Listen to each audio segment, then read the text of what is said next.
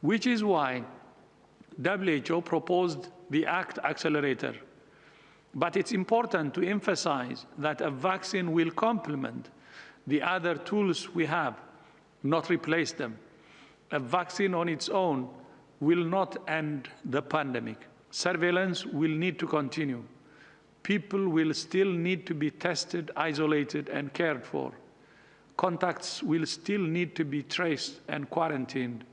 Communities will still need to be engaged, and individuals will still need to be careful. We still have a long road to travel. Emily Landon is the Executive Medical Director for Infection Prevention and Control at the University of Chicago, and she joins us now. Emily, great to have you on the program. Your reaction to the news from Moderna? I think this is great news. No one expected that the ceiling of effect of these vaccines was going to be anywhere near 90%. And so even if they don't really perform quite that well in real life, they are going to be more effective than many of us in medicine expected them to be. I'm glad you're saying it's great news and that we're hearing this from a scientist. But with the Pfizer and BioNTech vaccines, one of the remaining, well, there are several remaining questions, but is the length of the immunity and who exactly it would work on. With Moderna, what don't we know at this point that concerns you? Well, it's not just Moderna, but all of the vaccines still have a little bit of time to go before they complete their safety analysis. And so we do want to wait for that before we throw all of our weight behind giving regular individuals these medications. Then I think that you bring up a really good point about the duration of the immunity. While it has protected people over a couple of months, certainly we are trying to reduce the amount of time between when we test these vaccines and when we give them to people. We want to make sure that they're safe, but we just don't know how long that immunity will last. And we don't know which kinds of people are going to do better and which kinds of people are not. And so we may need to give additional booster doses, but we can learn that as we go. Once we know that the vaccine is safe and effective, we can start giving it to individuals in order to start adding it, as Tedros has said. It's an additional layer of protection, a layer that hopefully as we add more and more people being vaccinated will grow thicker and thicker.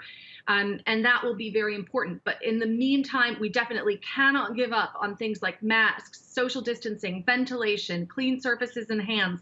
These all need keeping our contact list small. We need to do all of these things together in addition to adding the vaccine. And as we understand how that works in the real everyday lives of individuals, then we can slowly begin to maybe take some of those things off later on. But at first, this is a really important addition to what we already have. And it's an important addition, and we've heard two pieces of great news in the past week. With regards to momentum, and I'm bringing in, of course, politics here, both Pfizer and Moderna are US companies, and the US is in a period of political limbo. Could that hamper at all the momentum that these big vaccine companies need? Just to read from Moderna's press release, they said this is a pivotal time. We look forward to the next milestones. Could the politics hamper or just delay those milestones? I know that there's been a lot of concern amongst American public, especially that that somehow the politics may interfere with the way that the FDA is approving these vaccines.